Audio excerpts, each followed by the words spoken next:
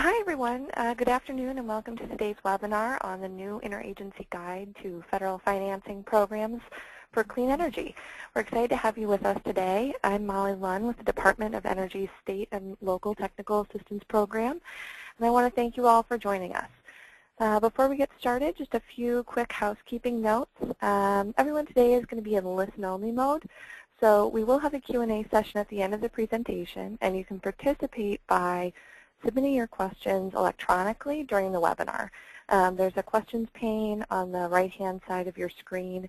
You can type in questions there during the course of the webinar, and our speakers will answer those at the end as time allows.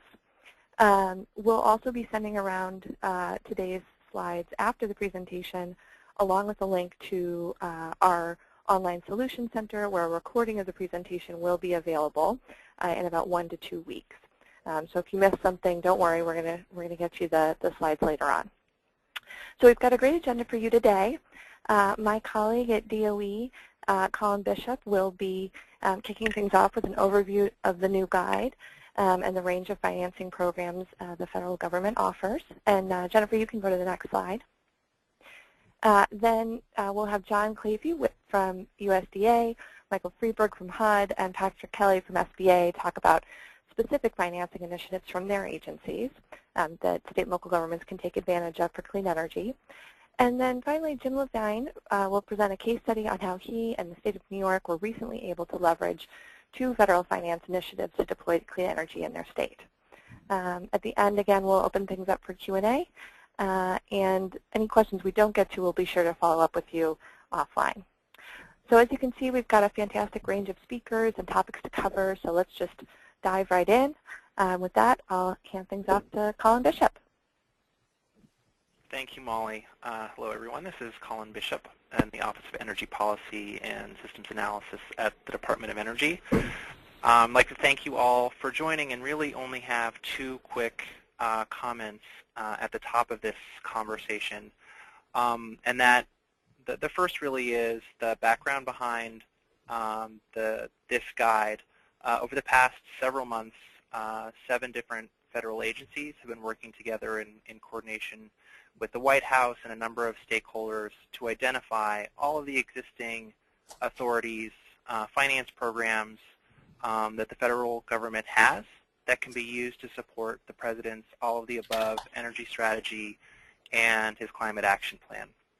One of the key roles that the Department of Energy is playing as part of the President's climate action plan is really to support both our other federal partners and also state and local and tribal officials, as well as business owners, homeowners, project developers, and private sector to take advantage of these existing resources to support both clean energy companies and clean energy projects, especially energy efficiency. The second point I'd like to make is that this is just a first edition, and we really welcome your feedback on how this information can be even more helpful to you.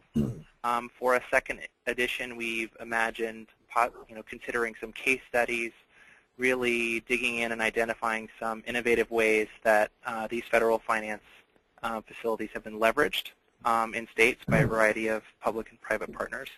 And so I'd encourage you to contact me at any time, but also the people who are listed in the guide. It's intended as a yellow pages, so there's a name, email address, and phone number for every single financing program that's included.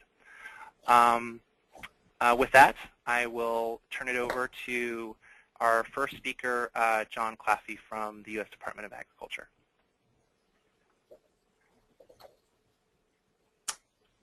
Hey, good afternoon or good morning, depending on where you are. Next slide, since that's not mine. Not mine either. There we go. Thank you very much. Well, and again, good afternoon, good morning. I hope everyone can hear me fine. It's a pleasure to be here. And actually, just by a little way of background, let me tell you, I've been with USDA and Rural Development for a little over 26 years.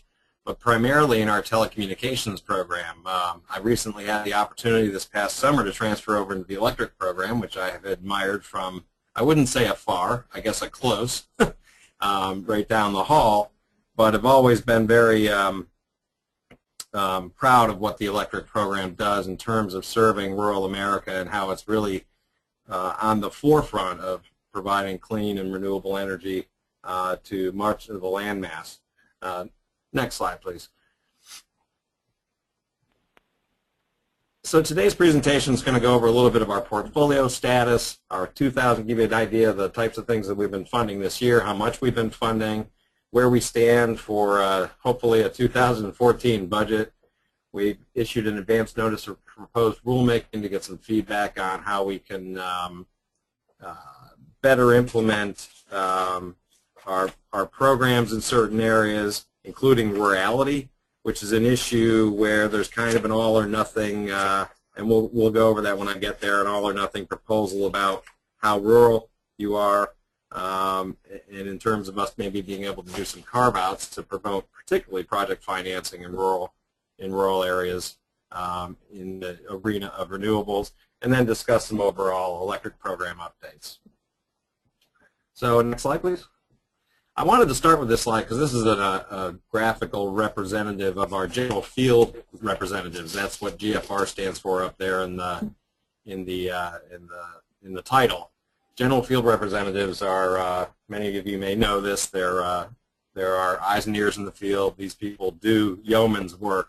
They work directly with borrowers or potential applicants to help put together applications and explain the program. So they're probably our most valuable frontline players in the program, and I just wanted to show you how they were sort of spread out, because here at the Rural Utility Service we kind of have a hybrid field headquarters approach. The field works to put the applications together, etc., in addition to a lot of other duties that they perform in terms of monitoring and audits and follow-up and borrower visits, etc.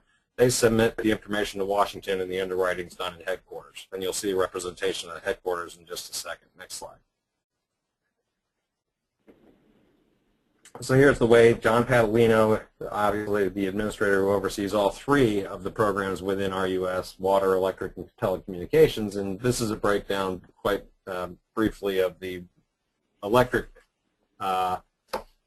program headed up by Naveen Algahari as the assistant administrator.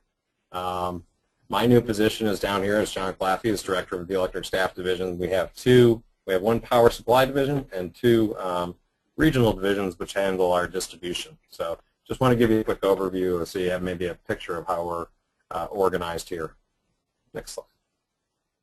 So I wanted to talk a little bit about this. This is a little bit philosophically based, but it's really important. It's something our administrator came up with, and I think it well defines where we're headed with our programs. And quite frankly, these three C's, the connectivity, capacity, and creativity, really are across the board of our electric program, our telecom program, and our water program. So, you know, I won't read everything on this. I'm glad you're getting a copy of these slides, but they sort of encapsulate. For instance, under connectivity, you'll see that we want to focus in on applications that have a smart grid technology component to it.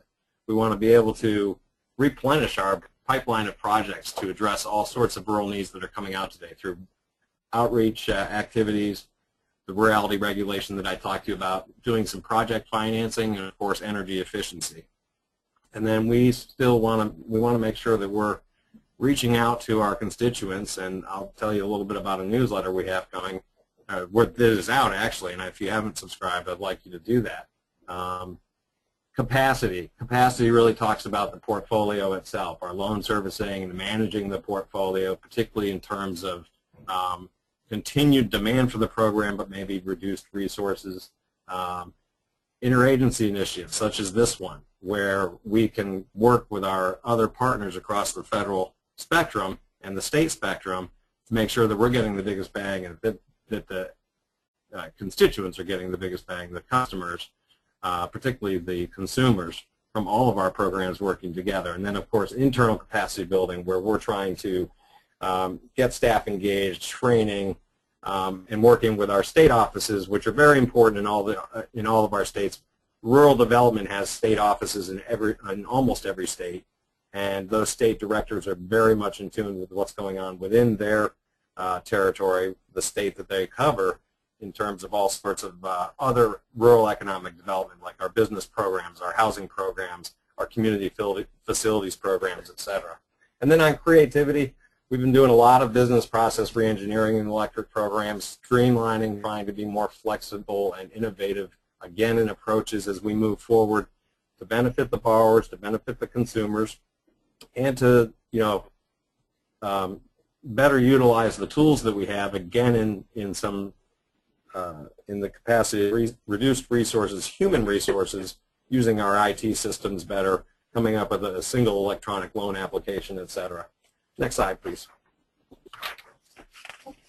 So this is just who's eligible for the program. It's quite a big list. But as you can see, corporations, states, territories, subdivisions, munis, utility districts, cooperatives. Cooperatives is quite a large portion of our portfolio. And actually, I just lost my screen, but I'm good. It'll probably come back in a minute. Timed out for a second. It's just coming back.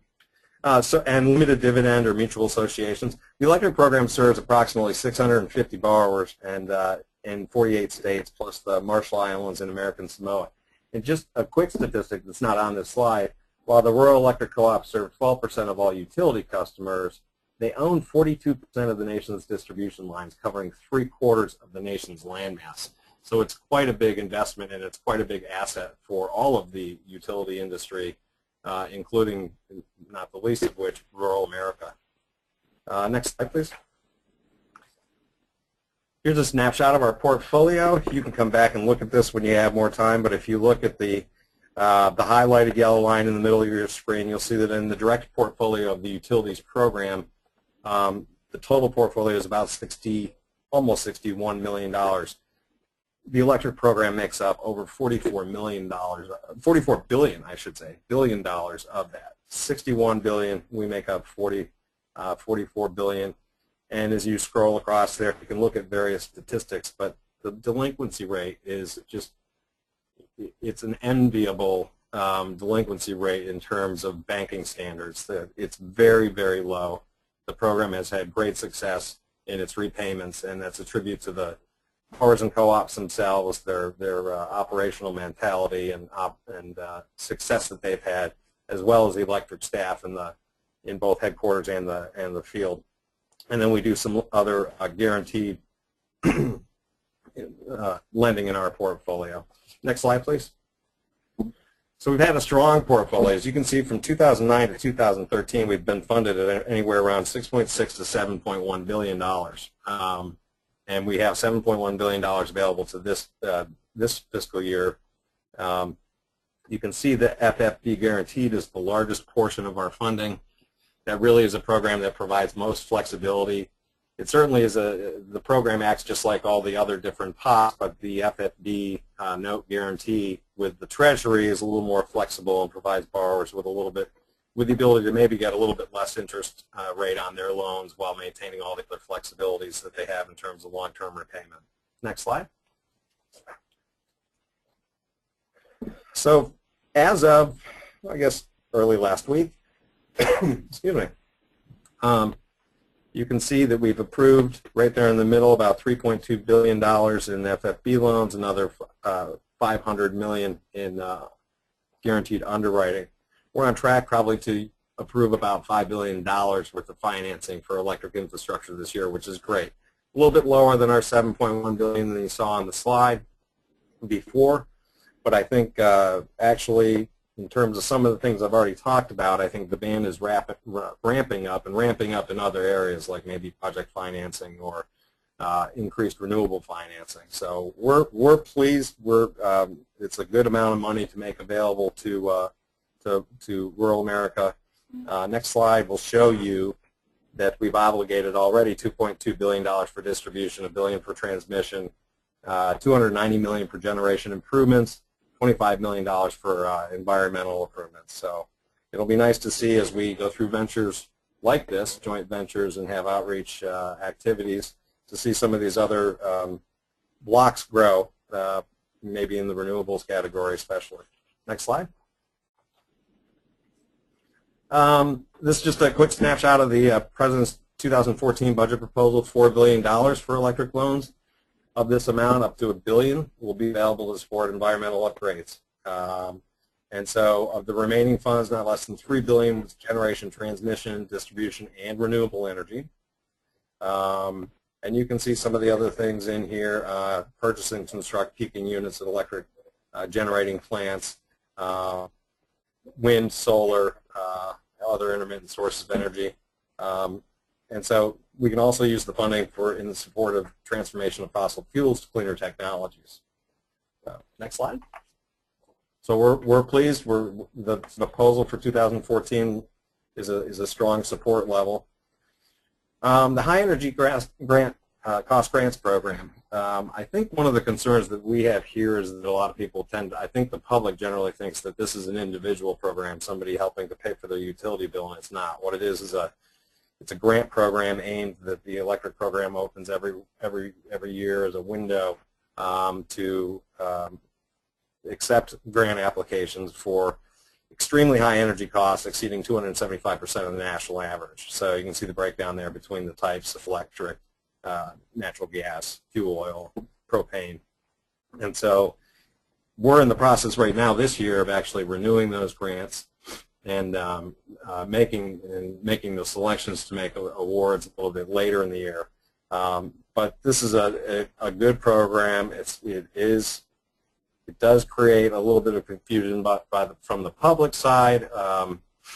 That happens, I think, with every federal grant program, housing grant program, et cetera, that's set up for developers and people and individuals or consumers think that they will qualify for that. That's not it. I think 50 to 70, 75% of the recipients of this program are actually the utility providers. Next slide. So here's our advance notice of proposed rulemaking. The agency put out an advance notice of proposed rulemaking. I like it because what it does is before a federal agency jumps in and makes a rule, they put it out there and they say, here's what we're thinking about doing. And Section 317 of our statutory act gives us the ability to make these loans for renewable energy, so we floated it out there to get information back on that from the public. We did. We got comments. We'll be consolidating those comments and look to see whether it's worthwhile to go out with some project financing, with a project financing type program, and if so, how to craft that and put it out for the public for comment to be published as a proposed rule, then we're to go into final rulemaking. So this is a great vehicle for us to get feedback from the public, from the industry, and then from our federal and state partners. So next slide.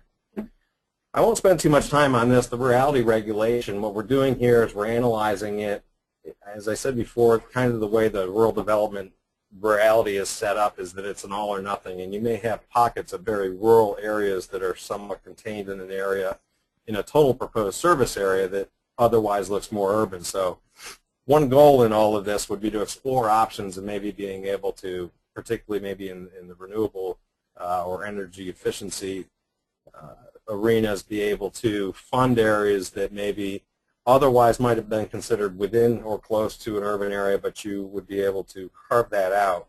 The proposed rule was published in June. We got comments back. They were due by August 5th, so we're currently going through those to address, and then we'll bring that back up before the public.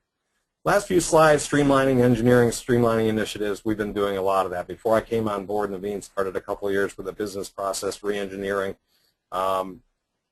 that really looked at every single facet of the electric program. I'm sorry, go to the next slide, please.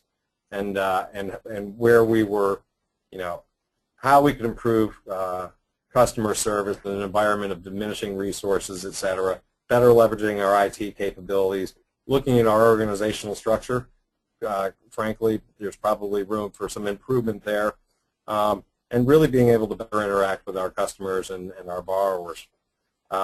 Next slide, please. One of the things is we have a lot of electric program construction standards, and they're incorporated into bulletins, which are referenced as part of our Code of Federal Regulations. The only reason I mention this here is that if you need to change one of those standards, it's a lengthy process. It might be up to a year or 2 years because it's got to go through all the federal rulemaking process. A lot of those changes may just be simply tweaking a number here or there or adopting a new standard that just came out. So what we're going to do is remove these bulletins and issue guidance bulletins, essentially, that are outside the CFR, but we can update in a timely, fashionable manner, efficiency, and make sure that we don't slow up any construction in the field because we can't react fast enough to something that's sort of bogged down within the Code of Federal Regulations. Next slide, please. And again, these are just, you can read through these. I'm a little over on my time. These are another series of sections in the CFR that we'll be able to pull out and issue guidance on. And of course, the benefits to that, next slide, as I've said, if we've just got code changes or error corrections or we're adding new designs, we can do that in a timely manner, be a lot more flexible. Nobody will be in a technical violation of their mortgage, and it just helps us align with our regulations and current practices, and it fits well with our whole philosophy here of trying to really streamline the program and take advantages of some of the tools that we have available to us without foregoing any of our standards, really, in terms of maintaining a strong program that has a good repayment history. And one thing we're also going to do is we're going to do outside, we're going to, in areas where we maybe don't have the resources to fill positions, look for outside consultants that the borrowers could actually pay to expedite their loans going through.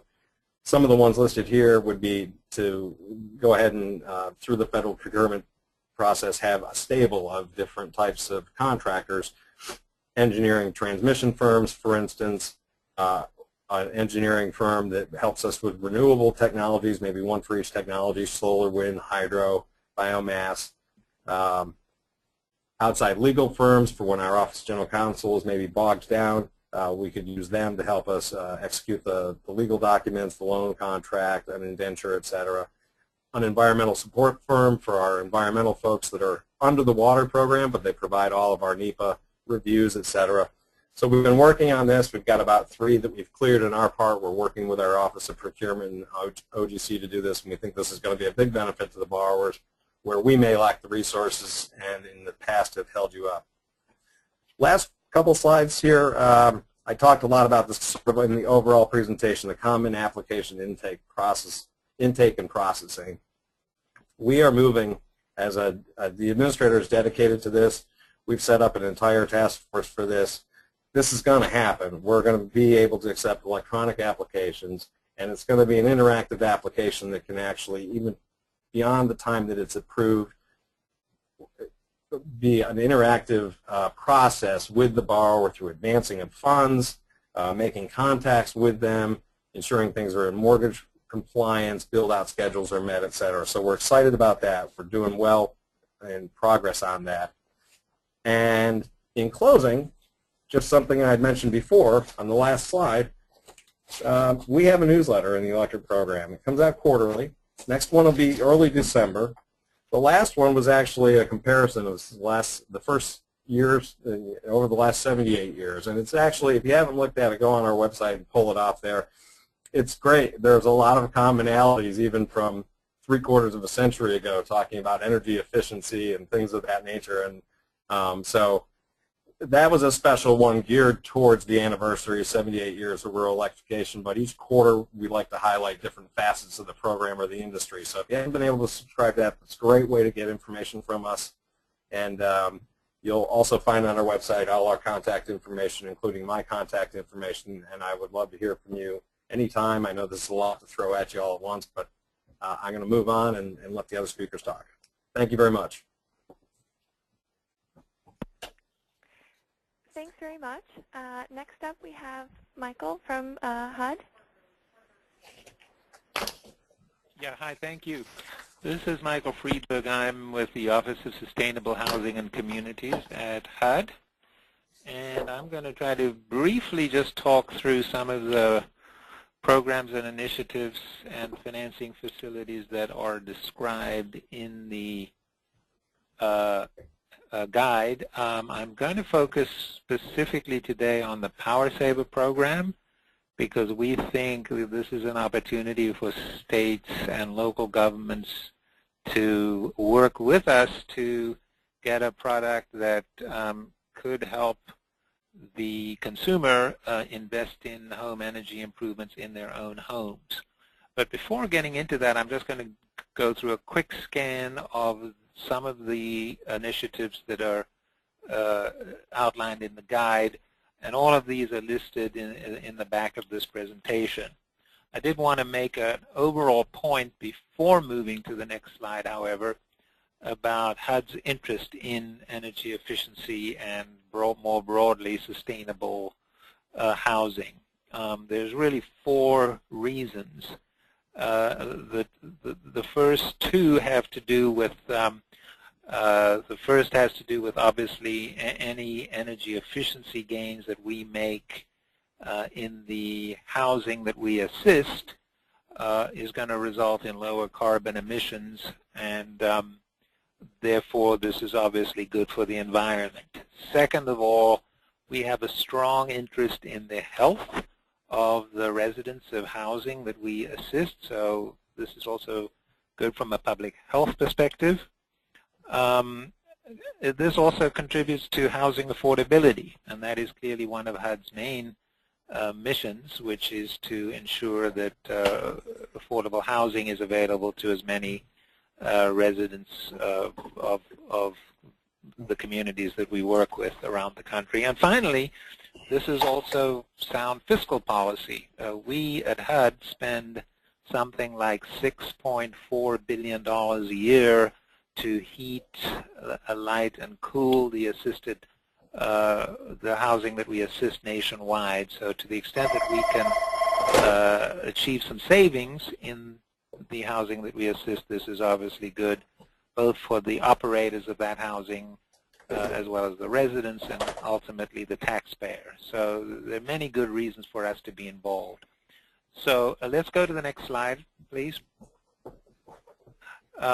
This slide, which addresses our single-family housing program, and by now it should be clear that what I'm talking about with regard to all of the financing facilities that are available through HUD, obviously these focus almost overwhelmingly on housing of different kinds. And the first bucket is single-family housing, and there are 3 types of housing that we are highlighting in the guide.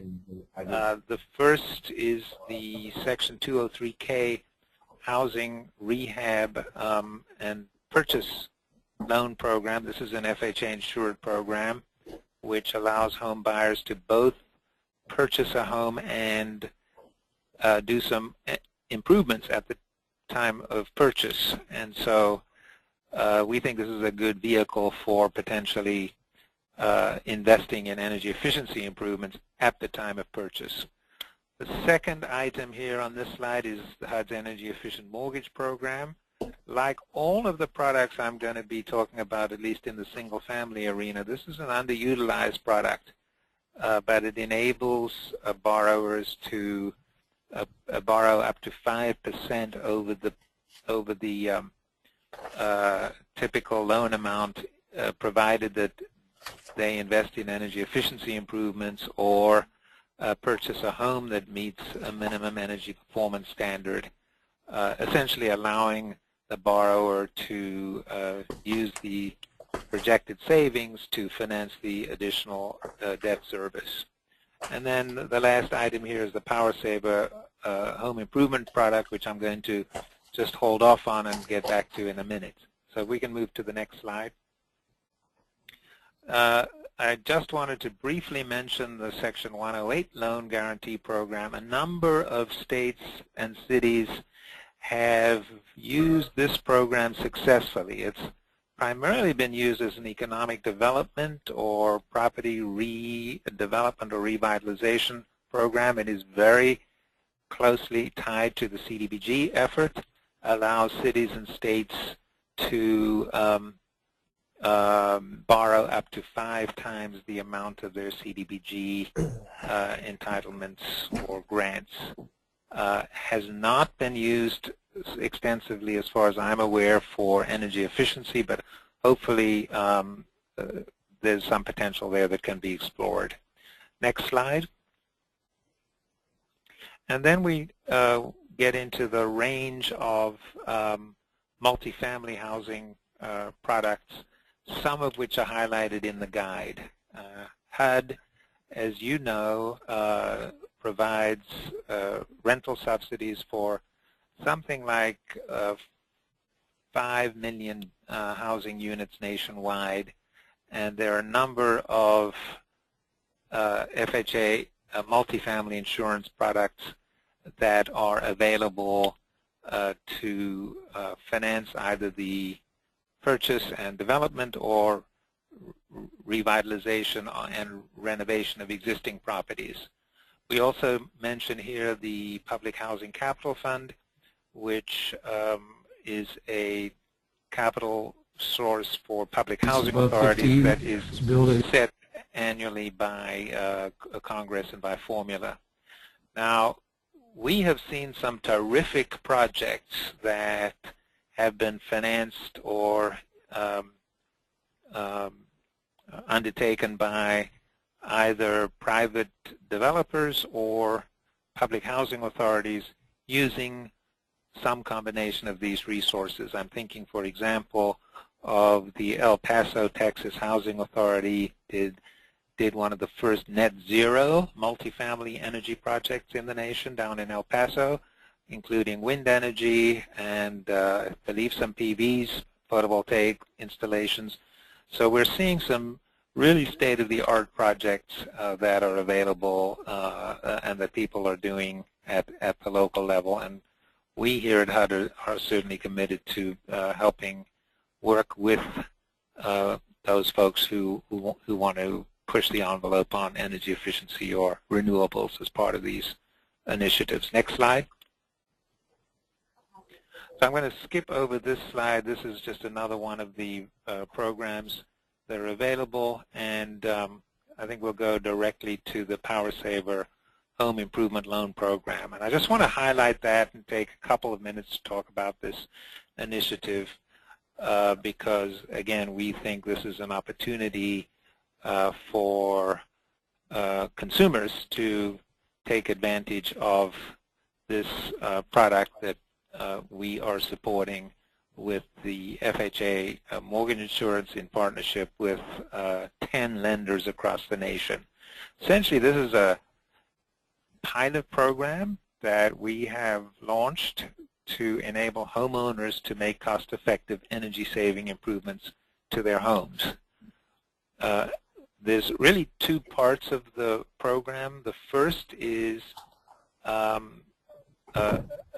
a component of the Power Saver product that allows homeowners to borrow up to $25,000 as a second mortgage for terms as long as 20 years to make energy improvements in their homes. And within that, I want to mention that there is a unsecured product up to $7,500, which is essentially a consumer loan product that is available to homeowners who want to make some, modest improvements in their homes. We see the $25,000 second mortgage product potentially being available for solar improvements, and the lower up to $7,500 amount that is unsecured, frankly, a slightly easier product to use because you don't have to go through the appraisal process, etc. That is more usable for some basic energy upgrades, including HVAC improvements, replacing existing furnaces or central air systems with more efficient products, and or doing some basic envelope improvements. So examples of eligible improvements include insulation, duct sealing, doors, windows, energy efficient HVAC systems, as well as some of the renewable systems that we've highlighted here. Now, there is a specific set of eligible measures that are allowable under the program. essentially, it covers most energy efficiency improvements, but there are some requirements that, for example, that they meet energy efficiency criteria more often than not, Energy Star ratings or certifications. We do not require an energy audit, although we do encourage an energy audit. So the goal here is to not load down this product with too many requirements.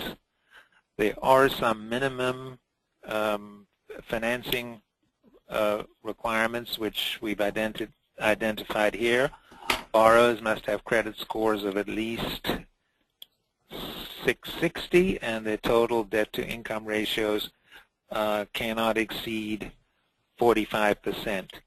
Now, the important point that I wanted to make, which is not listed on the slide, is that we believe PowerSaver meets a specific niche in the marketplace. Specifically, it allows borrowers to borrow up to 100% of the loan-to-value of their properties, whereas most, if not all, existing second mortgage products are capped at 80% of loan-to-value. And so for those borrowers who are already at or near their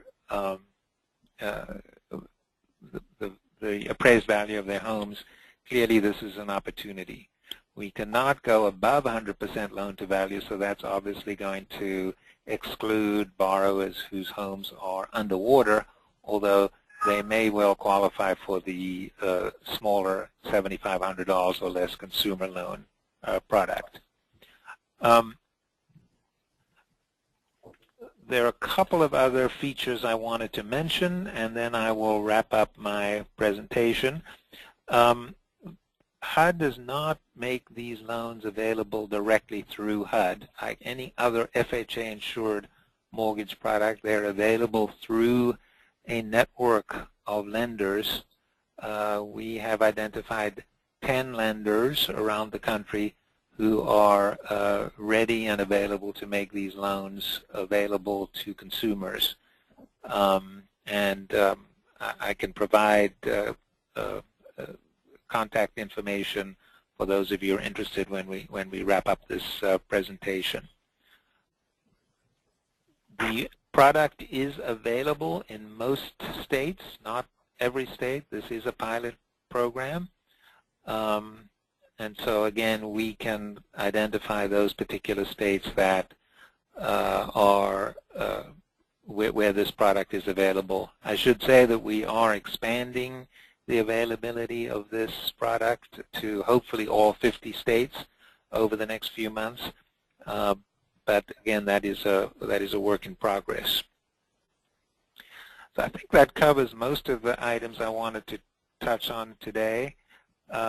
Again, just to summarize, PowerSaver is one of a range of financing products that HUD makes available either through lenders or a network of public housing authorities or other entities around the country. And we see the PowerSaver as well as some of the other products that we have talked about as a potential opportunity to partner with state HFAs, state energy offices, or others to make these products more widely available, more widely known, in particular to individual consumers, and to, if possible, leverage or work in partnership with existing state rebate programs. So with that, I'll hand it over to the next presenter and look forward to any questions or comments when we get to the question and answer period. Thanks, Michael. We've already gotten lots of questions on PowerSaver, so looking forward to Q&A on that. Okay. We seem to be having some technical difficulties with Patrick. Patrick, do we have you on the line? Yes, I'm on. Oh, great. Yep. Fantastic. Yep. So I can't see the webinar, but I think there's only one slide, so I assume it's up. It's up, yep. Okay, great. So I guess I'll just begin. What I'm going to talk about today is the SBA 504 loan program. The SBA 504 loan program is a long-term financing tool that was developed for economic development, and it's been around for about 3 decades. It provides small businesses with long-term fixed-rate financing for major fixed assets such as land and buildings. And so as such, it's a tool that could be very effective for financing projects around in the energy space. The typical 504 project includes a loan secured with a senior lien from a private sector lender, typically a bank, covering up to 50% of the project cost. And then a loan secured with a junior lien from what is called a certified development company. The certified development company is a nonprofit corporation set up and governed by the SBA to, again, drive economic development in a community. The CDC is responsible, and there are 270 nationwide. You can access the nearest CDC in your area by going to sba.gov, and there's a list of all active CDCs nationwide. And there are multiple CDCs in a given state. For example, in the state of California, there are 31. But as I said, a loan secured with a junior lien from the CDC backed by 100% SBA government-guaranteed debenture covers up to 40% of the loan, and then the borrower is asked to contribute at least 10% equity for the financing of the fixed asset or the building or real estate project. So as you can see, it's a financing tool that enables a borrower to get a loan effectively with 90% LTV, and the bank's exposure is only 50%. The maximum debentures for the program are $5.5 million, and typically for a small business project, the lender and the CDC has to demonstrate that for every $65,000 of financing, there's at least one job retained or created. However, there are policy exceptions which energy would fall under, and those policy goals enable the project to be financed even if there's not that one job created or retained for every $65,000 for finance. In addition, I should also point out that there is for manufacturers defined as a small business concern that that's primarily classified under the NAICS codes as a small business manufacturer. They also can qualify for the highest level of government debenture, $5.5 million. So that's another space where this program has been highly successful. The proceeds from a 504 loan must be used for fixed asset projects, as I mentioned, such as purchasing land or improvements to that building, including existing buildings, grading, street improvements, utilities, parking lots, landscaping, construction of new facilities. So a great many projects are being financed across the country and that are LEED certified, and this is a great vehicle to help do that.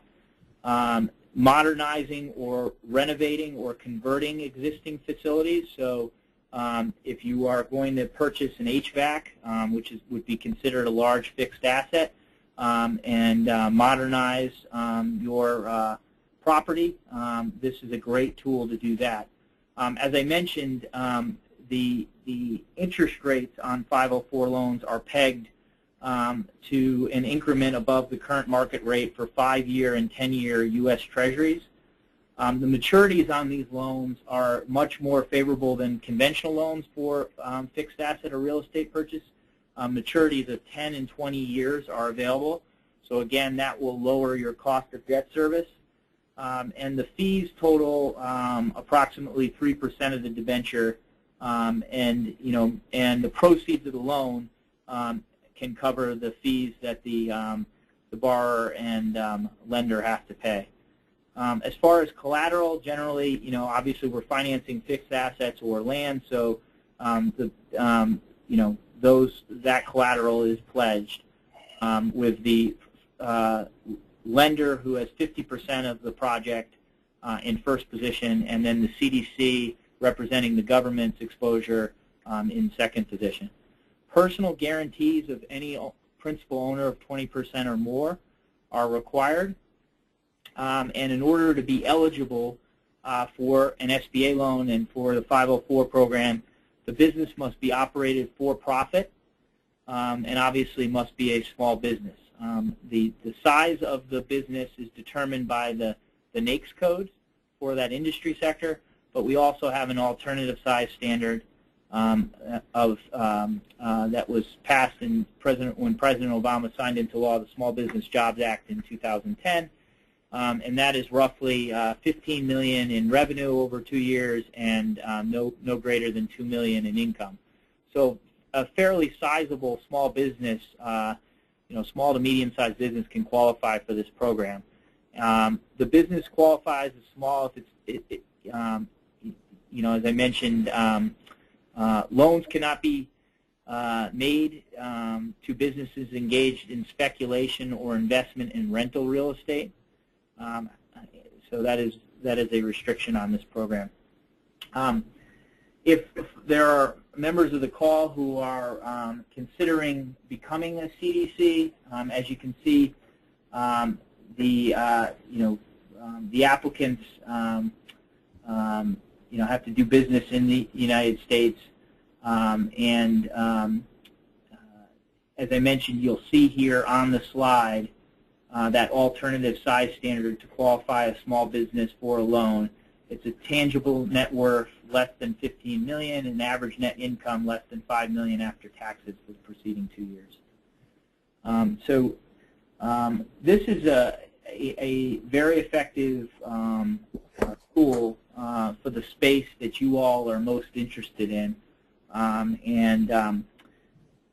We have another resource that's available to you in addition to the USDA has already spoken. There are district offices, SBA district offices, 68 of them across the 50 states and the territories, sometimes multiple district offices in the same state. They can be found on our website, sba.gov. And at each of the district offices is a lender relations specialist. You can ask to speak to the lender relations specialist. They have a relationship together with the district office director with the area CDCs. You can approach a certified development company to start a project. In addition, you can ask for the bank that you currently bank for the SBA department. Or if it's a small community bank, you can ask for the 504 loan program by name.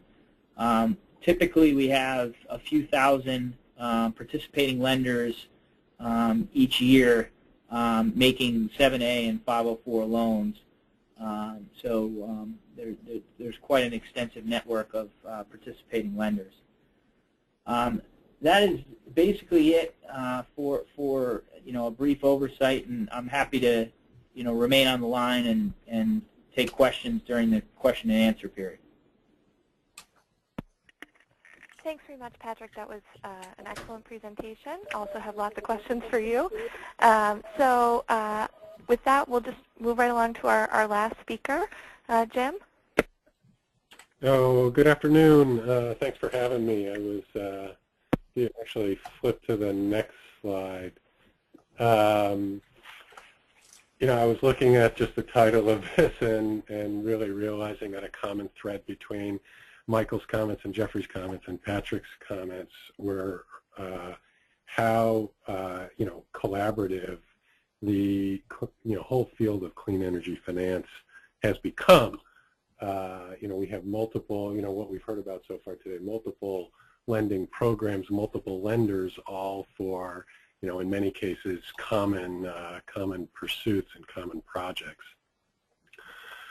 So I was asked to talk about one that we actually closed. I come from the New York State Environmental Facilities Corporation, and the collaboration for the project that we recently financed,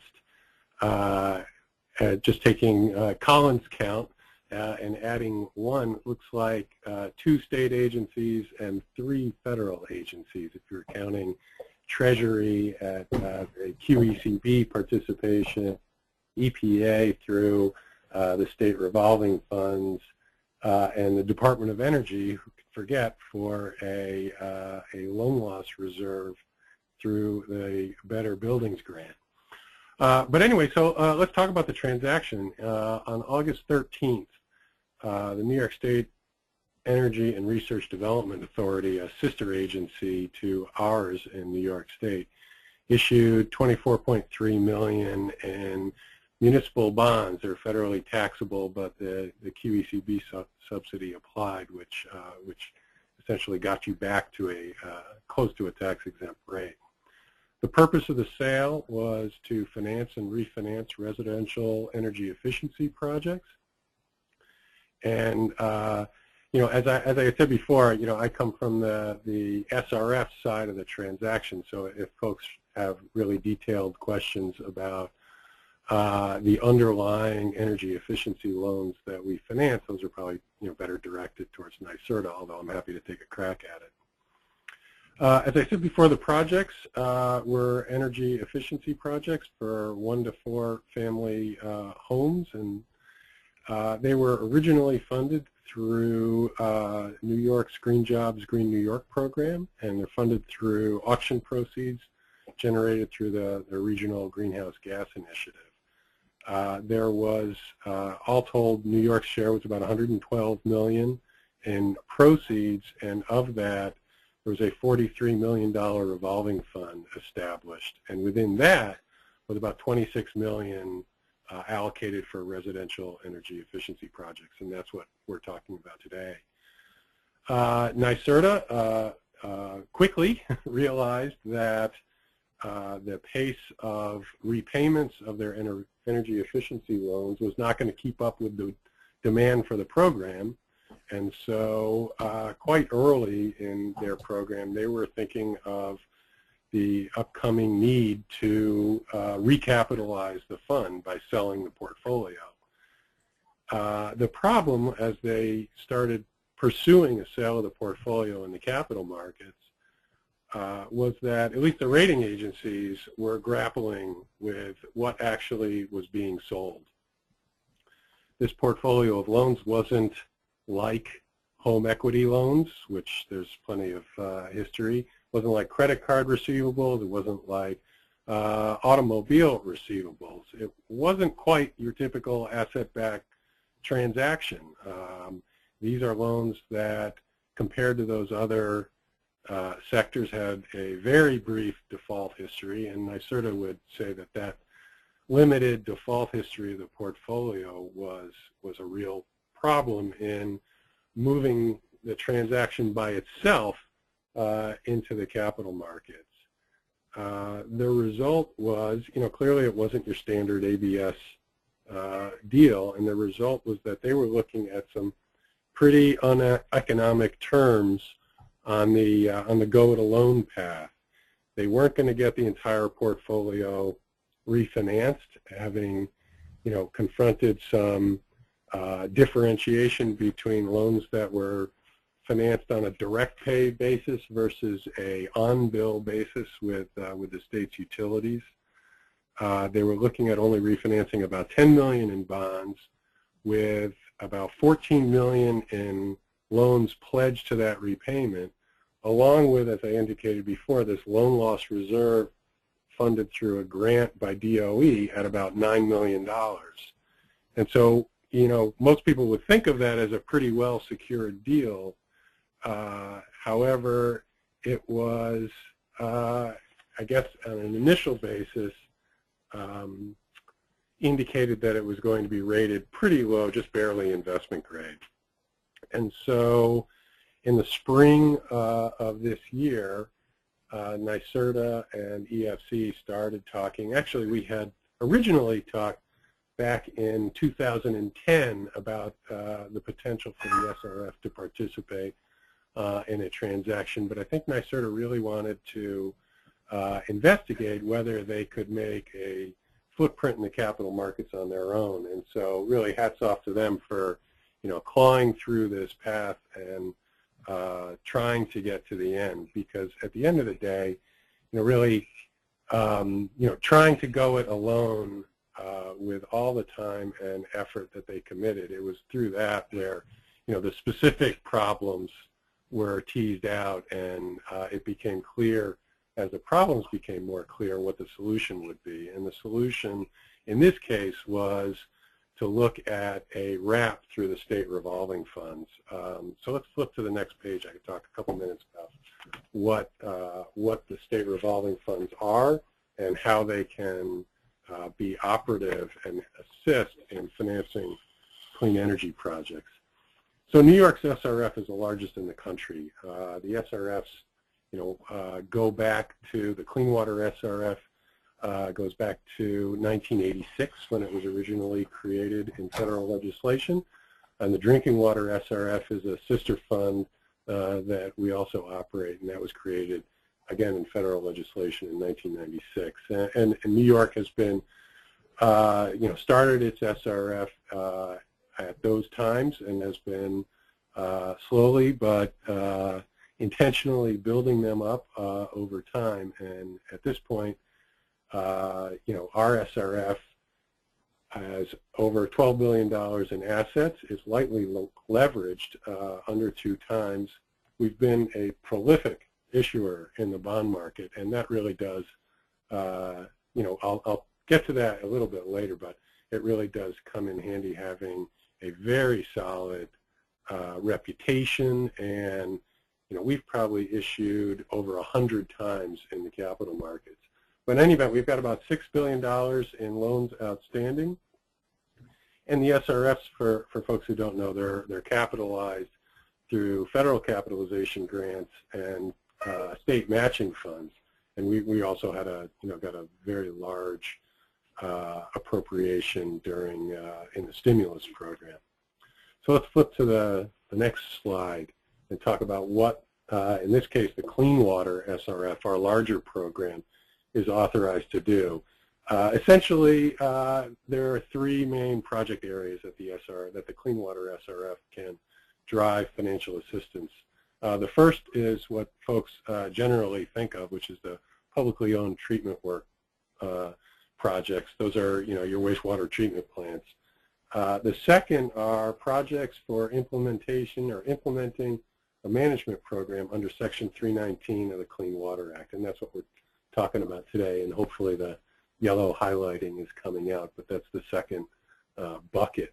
And the third is for projects implementing an estuary plan, and that's not our topic today. So this second topic, this second bucket, implementing a management program under 319, you know, you can flip to the next slide, but it begs the question of, does your state have a plan under 319? Section 319, and as you see, New York's is right there. It relates to non-point source projects and non-point source problems. Point source, the difference between point source, which are water pollution coming out of a pipe, and non-point source projects is projects not, you know, pollution not coming out of a pipe. And those are projects we talk about stormwater management, and the one in particular here that's present here, if you flip the next page, is atmospheric deposition. And as we talk to NYSERDA about the actual projects, we became more and more convinced that a good argument was to be made that these projects not only provide energy efficiency benefits, but they act to reduce atmospheric deposition of air pollutants into water bodies. And lo and behold, New York's non-point source management plan has an entire chapter dedicated to programs to control non-point source pollution and particularly atmospheric deposition. So if you flip to the next slide, it actually has a chapter that talks about funding programs available to implement the identified non-point source programs. And again, the two state revolving funds, the Clean Water SRF and the Drinking Water SRF, are both prominently identified. So again, you get back to that very first slide of what is the statutory authority of the Clean Water SRF. It is to implement a management program under Section 319. So as I just, for the folks who are thinking about the replicability of this in their states, the questions, kind of the obvious questions are, does your state have a plan under Section 319 for controlling non-point source pollution? And if we're talking about these particular energy efficiency projects, the correlative question is atmospheric deposition identified as a non-point source problem in the plan? And then if you flip to the next slide, NYSERDA actually was very helpful in generating some research for us, which helped us address another question in the eligibility screen, the eligibility analysis, which is, does this assist in the implementation of the plan? So the chart shows some of the NOx, SOx, and carbon savings that are generated through the life of these projects.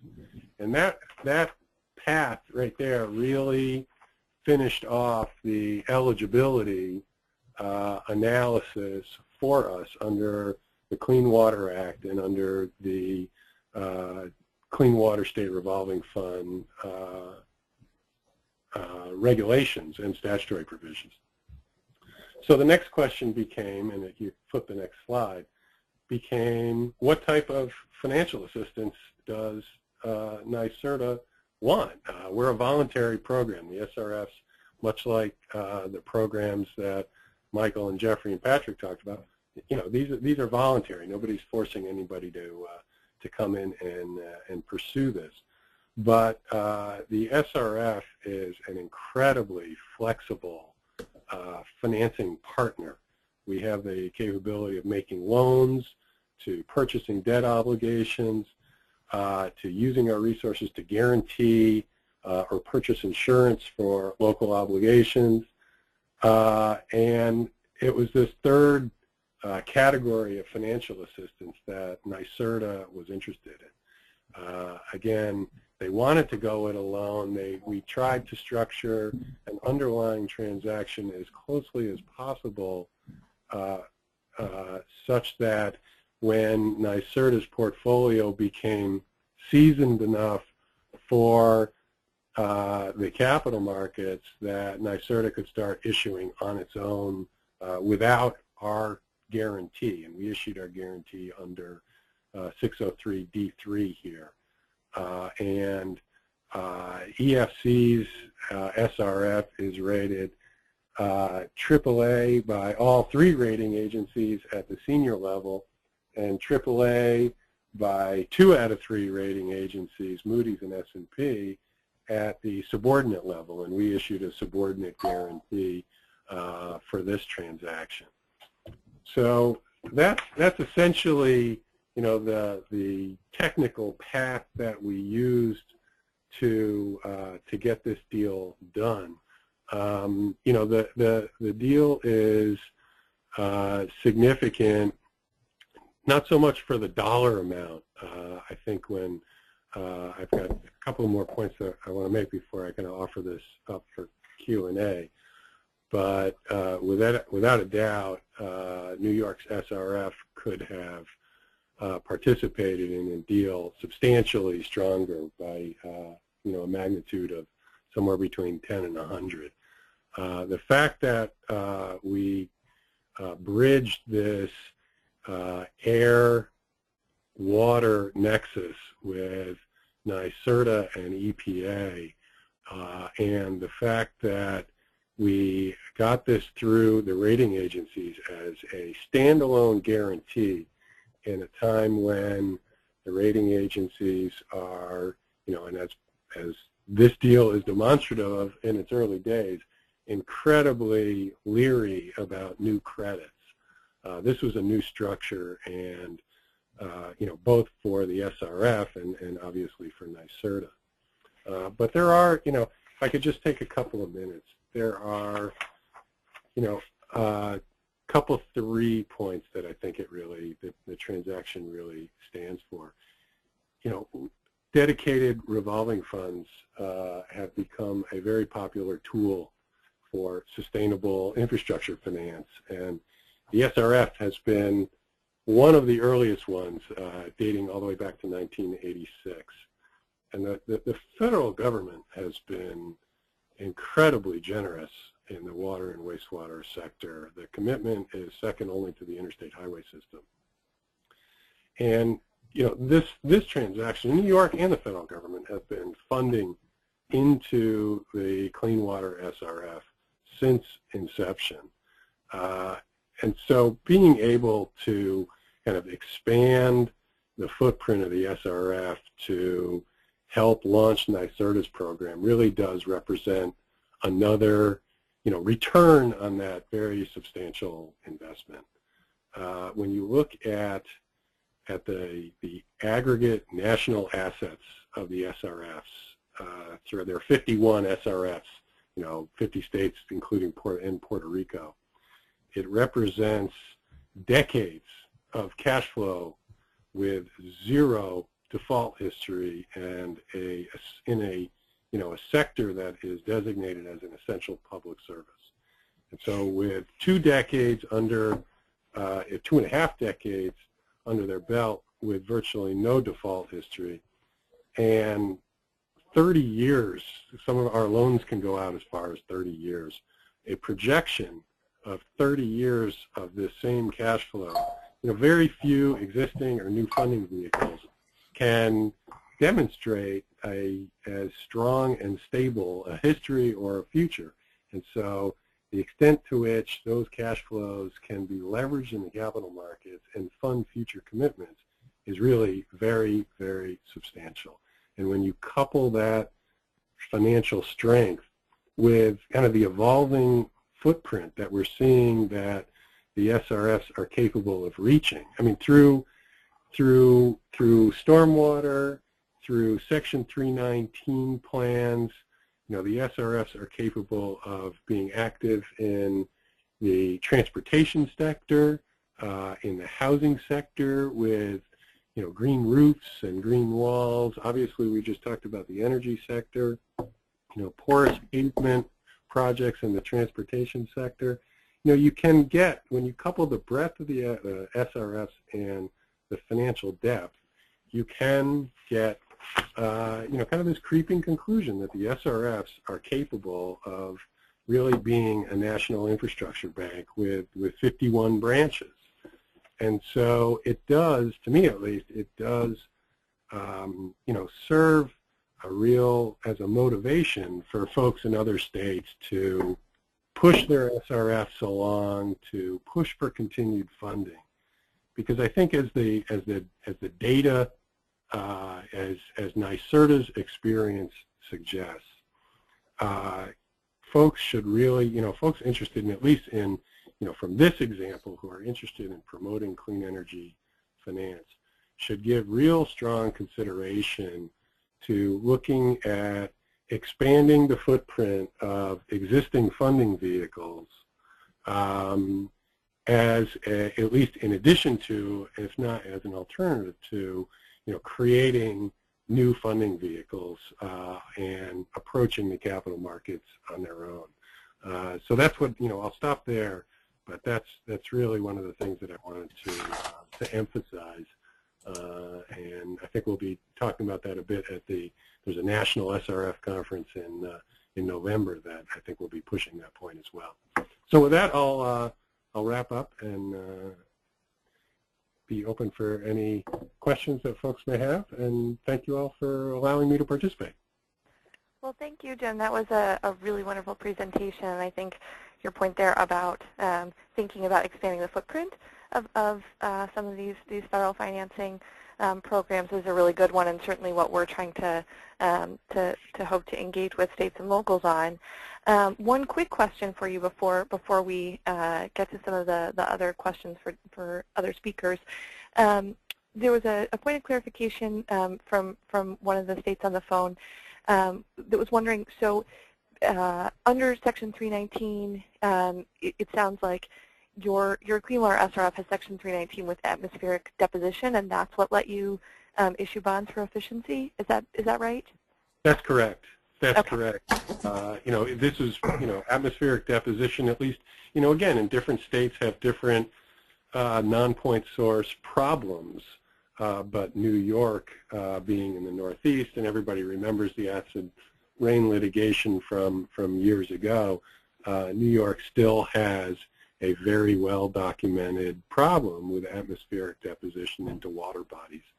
The page that was on that slide is only a real brief, I wasn't going to really get into it, but if folks wanted to open up New York's 319 plan, and it's on our environmental regulators, Department of Environmental Conservation. It's on their website. There's probably chapters, page after page, on issues in New York State water bodies with under the harmful effects of atmospheric deposition. Great, thank you. Sure. So next up, I have a question for Michael, a specific question to Power Saver. So can the Power Saver loans also be used for solar and other renewables? And if so, can they be used to cover down payments on leases? I was almost going to say yes until I heard the reference to the down payment issue, and I'm not sure about the answer to that particular question. But the overall answer is yes. Power Saver can and will support solar improvements up to the $25,000 cap. That's point one. Point two is that this is the only FHA product that will insure solar leases. So to the extent that you have a prepaid solar lease that somebody would like to finance, or work out an arrangement to finance an existing solar leasing program, that is a go. I'm going to suggest that the person who has a question about the down payment follow up with me. And in fact, I want to give everybody my email address, michael.friedberg, F-R-E-E-D-B-E-R-G @HUD.gov, and I'll follow up on the down payment question. I did want to add one thing that I failed to mention in my overall comments, is that HUD has invested about $25 million in direct funding, which is allowing lenders to lower the transaction cost to the borrower and cover certain financing costs associated with the loan, thereby making it a somewhat lower interest rate product than you could otherwise get, certainly in comparison to the standard consumer loan products out there. Maine, for example, is offering the Power Saver loan at a 4.99% interest rate, actually marrying some of DOE's funding with our funding. So there are some sweeteners. Whether those funds can be used for a down payment against a lease, let's talk about that. Okay, great. And I'll be sure to connect you with the specific person with the question as well afterwards. Okay, so a question now on some of the SBA 504 loans. So Patrick, question for you. Can those 504 loans be used for water treatment or sewage systems?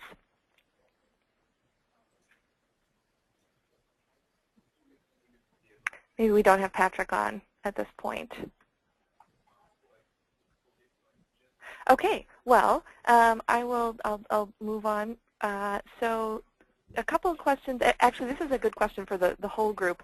We have a couple of questions about sort of eligibility for federal trust land and tribes for all these programs. So would some of you speak a little bit about what of your programs are federally recognized tribes eligible for and or tribal lands?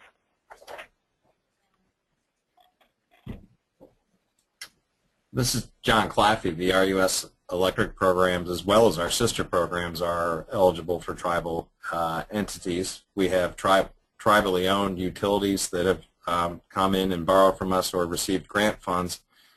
Also, within the Rural Electrification Act, there is a SUTA provision which was added by the 2008 Farm Bill, which was for substantially underserved trust areas for programs within the RE Act, which provides some additional financial benefits in terms of extension of repayment periods, waiver of matching funds, and lower interest rates. So yes, tribals are a big part of are very eligible, and we like to work with them to meet their needs. This is Michael Friedberg from HUD. So I guess I would say the same thing in general. As the caller I'm sure knows, HUD has a couple of fairly significant funding streams, particularly for tribal entities and Indian tribes. Those were not mentioned and specifically referenced in my presentation today, but certainly the product that I'm highlighting today, Power Saver, to the extent that the state that a reservation may be located in is on the list of participating states, yes, tribal country would be available and would be able to participate in that program. Great, thank you. And actually, that's a good transition to a question about some of the states where Power Saver isn't available yet. So one of our attendees had a question about what reasons you've seen as some of the reluctance to signing up for Power Saver, and if you've had a hard time getting lenders to underwrite these kinds of loans, or if it's just, you all are in a pilot phase and it's just, sort of rolling it out piece by piece. Well, I think there's two answers to that question. I guess the question is, what have been the potential obstacles to greater use of this product so far? I think there's two aspects of this. First of all, in general, most large mortgage lenders or most large national lenders aren't heavily involved in this home improvement type of product, which is really where we see the need for consumers who wish to do some upgrades to their existing property. It generally is not it's not perceived as a significant business opportunity. But I think the primary reason why we see still some great opportunities for traction with Power Saver is on the consumer outreach and education and information front. And I think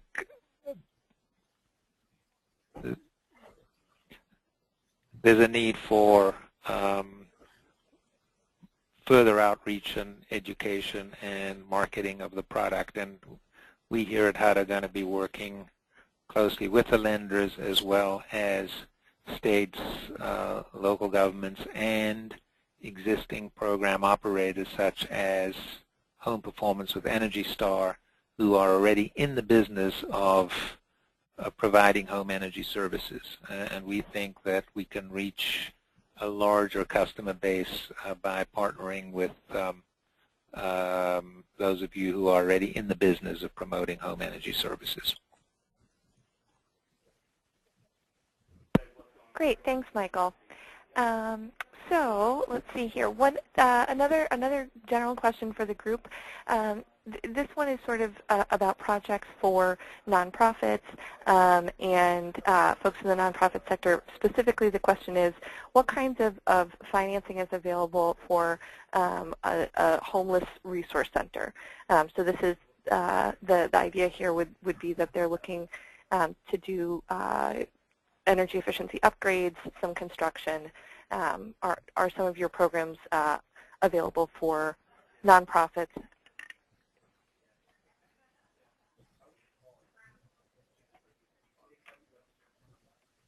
So Michael, what about the HUD programs? Are some of those available for nonprofits? Hi Molly, this is Colin. I think, without getting too far ahead of, and speaking for friends at SBA, depending, on the reason we selected the 504 program to talk about today is because there's increased flexibility for buildings that are not owner-occupied. So there may be an opportunity there.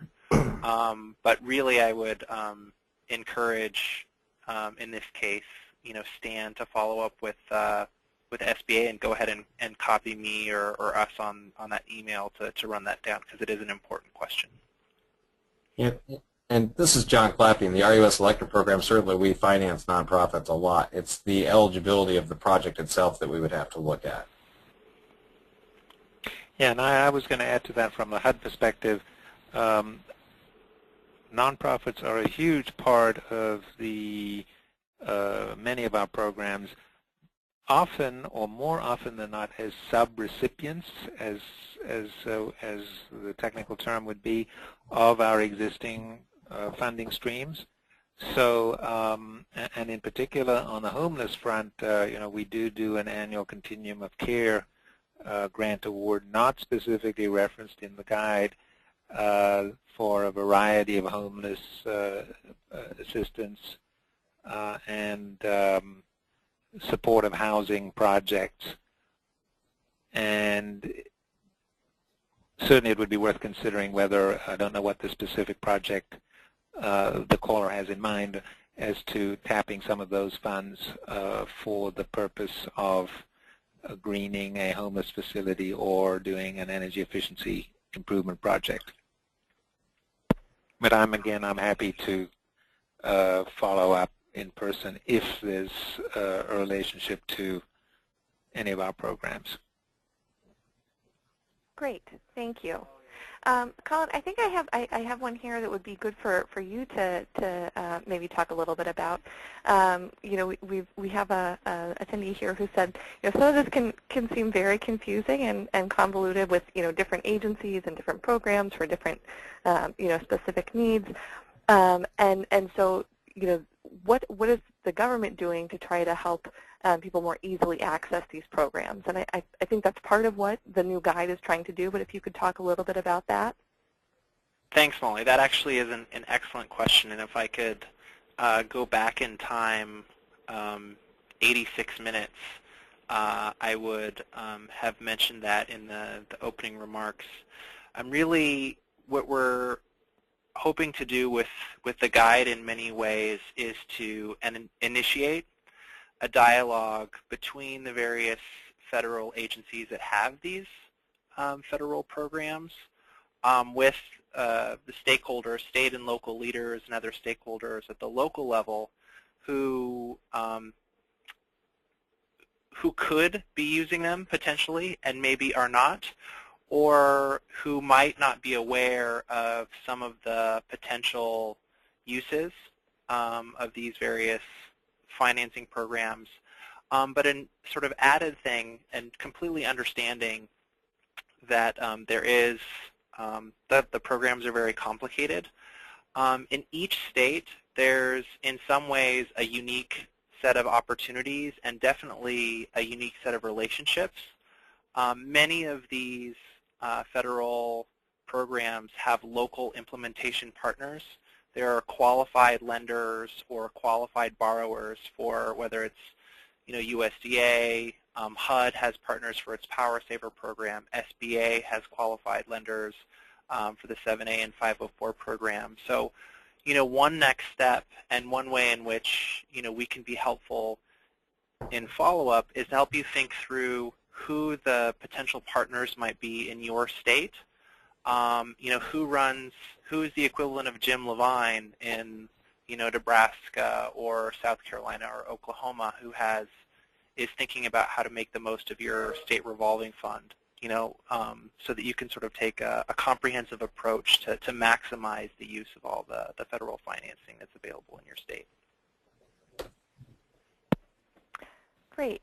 Thanks, Colin. And while you're answering questions, there was one specific question for on the SBA loan program that I'm wondering if you know the answer to, and if not, of course we can connect the attendee with Patrick afterwards. But the question was if the 504 financing can be used as a leverage loan with new market tax credit transactions.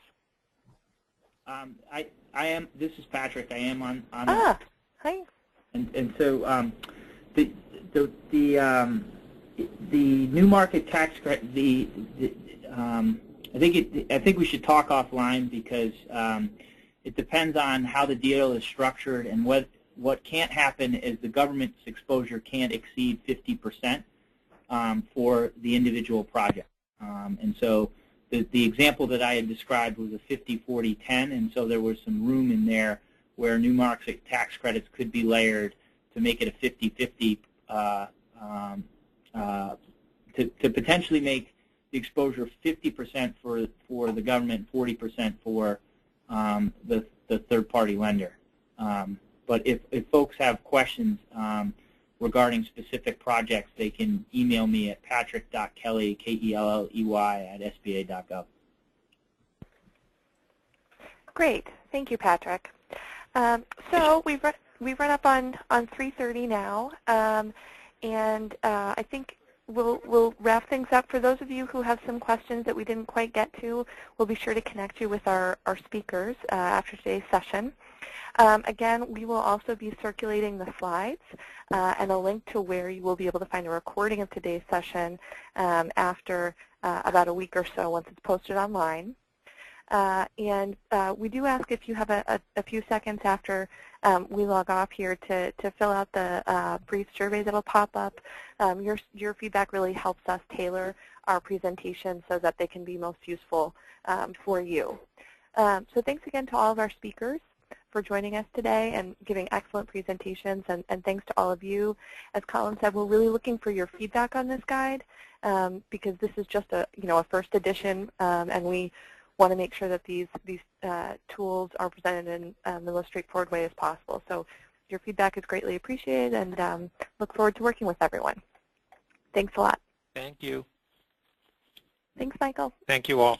Thanks to everyone. Thanks, everyone. Thank you.